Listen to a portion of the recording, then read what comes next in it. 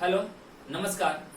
मैं समीर कुमार स्वागत करता हूं आप सभी के अपने YouTube चैनल सैम्स एज पटना में।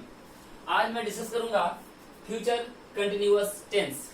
इसके पहले वाले वीडियो में मैंने प्रेजेंट और पास्ट पढ़ाया है और फ्यूचर इंडेफिनिट के बारे में बताया है। तो अगर अब तक आप लोगों ने उन वीडियोज को नहीं देखा है तो काइंडली पहले आप उन वीडियोज को देख लें, उसके बाद आप इस वीडियो पर आइएगा। क्लियर है? चलिए आज हम लोग स्टार्ट करेंगे फ्यूचर कंटिन्यूअस टेंस। बहुत छोटी टॉपिक है। अब देखिए कंटिन्यूअस का मतलब क्या होता है। मैंने बोला था ऑन गोइंग एक्शन। कंटिन्यूअस का मतलब बताया गया था आप लोगों को ऑन गोइंग एक्शन, मतलब कोई भी काम जो जारी है, कोई भी काम जो हो रहा है उसको हम लोग बोलते हैं कंटिन्यूअस। और कंटिन्यूअस के लिए हम लोग यूज करते हैं बिफोर का। ठीक है, बिफोर क्या होता है? वर्ब का बेस फॉर्म में वर्ब का जो पहला रूप होता है उसके साथ आप आईएनजी कनेक्ट करते हो तो बन जाता है वो वर्ब का चौथा रूप। Is it clear? तो फ्यूचर कंटिन्यूअस एक ऐसा काम, एक ऐसा एक्शन जो फ्यूचर में जारी होने का बोध करा रहा हो, एक ऐसा सेंटेंस जो फ्यूचर में जारी होने का बोध करा रहा हो, उसे हम लोग बोलते हैं फ्यूचर कंटिन्यूअस टेंस। क्लियर है? तो इसके आइडेंटिटी पे पहले बात कर ले हम लोग। आइडेंटिटी वर्ब प्लस ता रहेगा, ती रहेगी, ते रहेंगे। ठीक है, ता रहूंगा भी आ जाएगा। ठीक है, चलिए सिंटेक्स में क्या आएगा?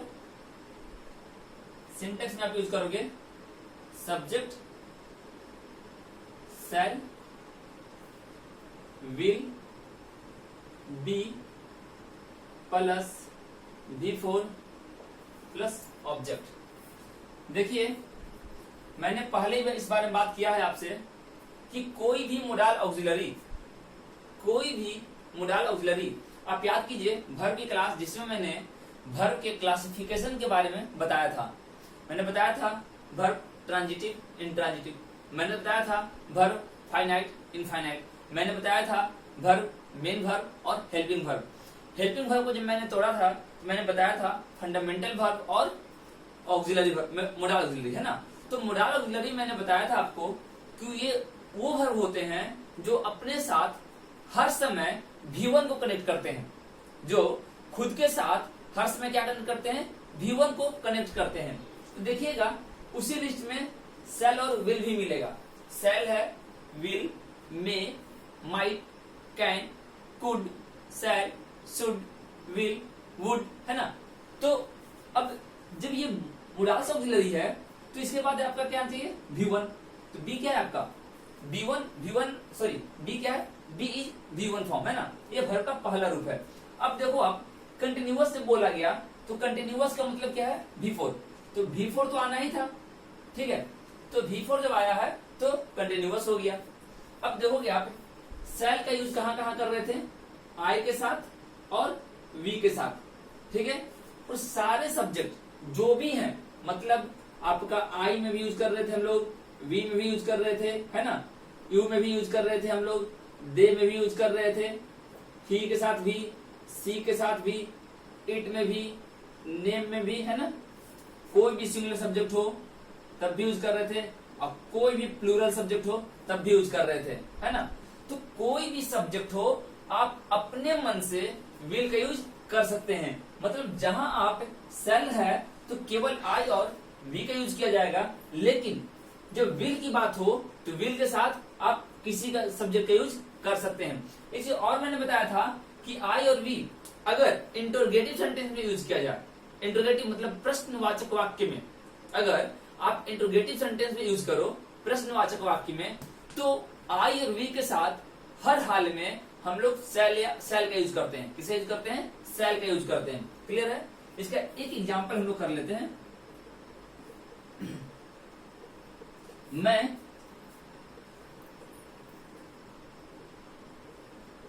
आप लोगों के लिए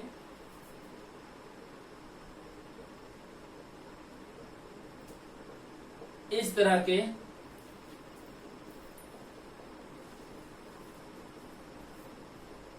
ऑनलाइन क्लासेस लिख दो, क्लासेस देता रहूंगा, है ना। तो देखिएगा यहां पे क्या है ना, सब्जेक्ट क्या है आपका, मैं, सब्जेक्ट क्या है आपका, मैं, तो यहां आप यूज करो आई, ठीक है। सबसे पहले आप क्या यूज कर रहे थे, सब्जेक्ट, तो सब्जेक्ट आपने यूज कर लिया, this is what, this is subject, है ना। अब सब्जेक्ट के बाद आपका सेल या विल, तो आई के अकॉर्डिंग मैंने क्या बोला, सेल यूज करो, तो आप सेल कर लो, आई सेल। अगर आप विल करना चाहते हो तो भी गलत नहीं है, आई सेल या आई विल, इसके बाद क्या यूज करोगे, बी का, है ना। तो आई सेल बी, मतलब मैं रहूंगा वाला जो पार्ट है कंप्लीट हो गया। क्या करता रहूंगा, देता रहूंगा, क्लासेस देता रहूंगा, तो क्लास देना प्रोवाइड होगा, है ना। तो आई सेल या विल बी प्रोवाइड। अब प्रोवाइड यहां पे आना है। अब यहां ध्यान दीजिएगा आप एक चीज, ये क्या है आपका, V4 यूज करना है। क्या यूज करना है, V4। और जब किसी ई एंडिंग वर्ब को आप V4 बनाते हैं तो ई हट जाएगा और ING आप कनेक्ट कर लोगे, है ना। तो वी, आई सेल या विल बी प्रोवाइडिंग, ठीक है, देता रहूंगा, क्या करता रहूंगा, ऑनलाइन क्लासेस इस तरह के लिए, इस तरह, ठीक है, प्रोवाइडिंग दीज टाइप्स ऑफ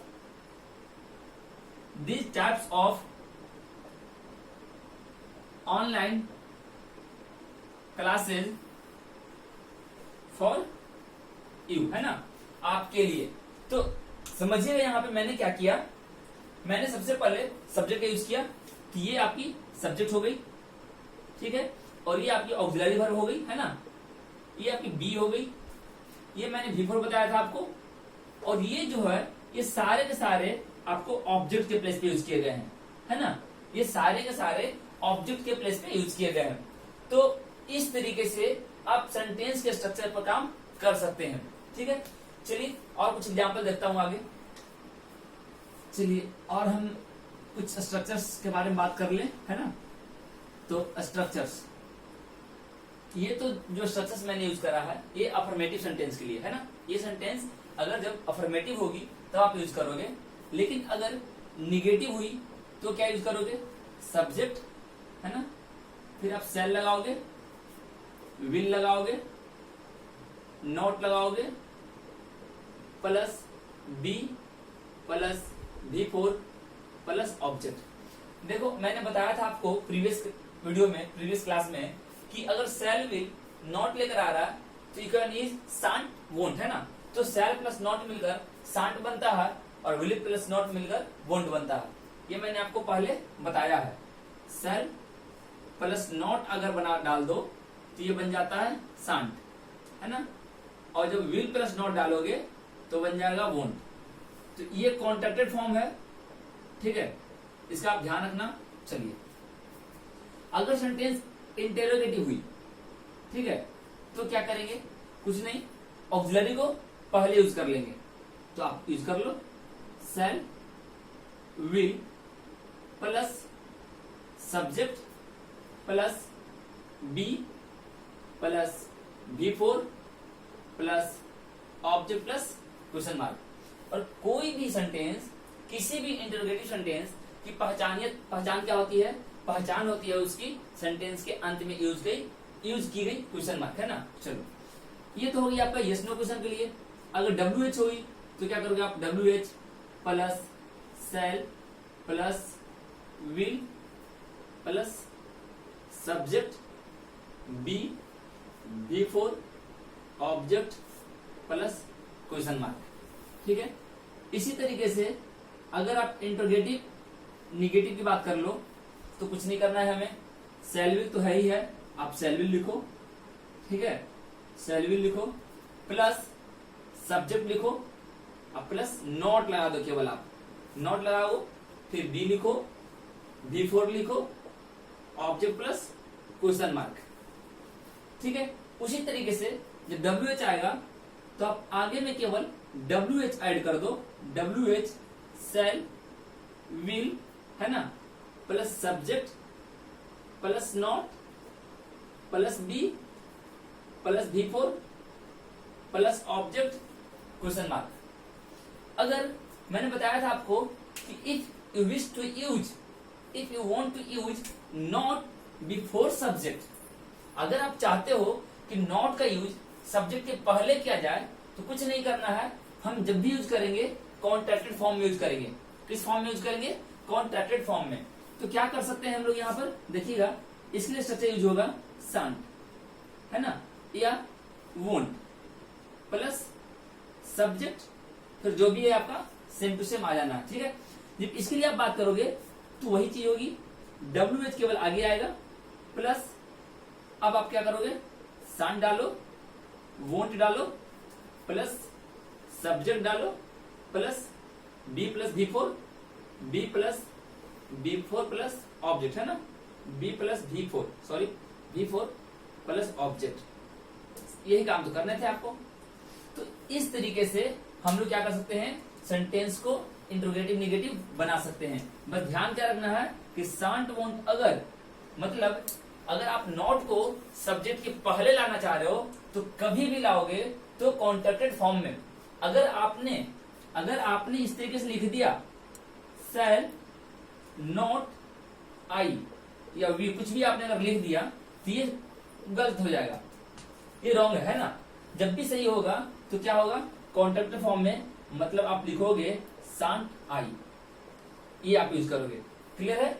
इस बात का आप खास ध्यान रखना। इसमें कुछ एग्जांपल्स कर लेते हैं, ठीक है, हम लोग कर लेते हैं। चलिए एग्जांपल्स में यहां कर लेता हूं, यहां पे छोटा सा जगह में, ठीक है।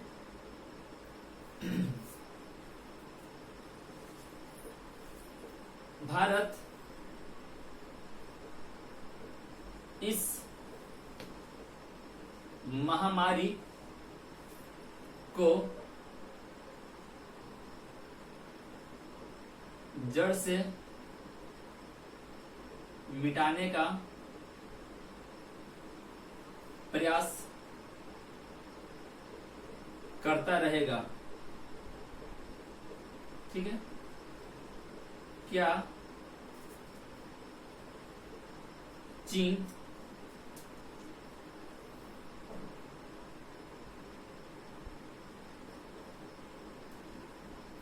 विश्व के अन्य देशों के साथ अन्य देशों के साथ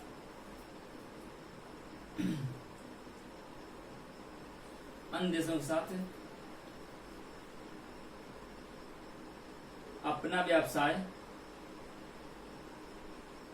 व्यवसाय करता रहेगा, ठीक है।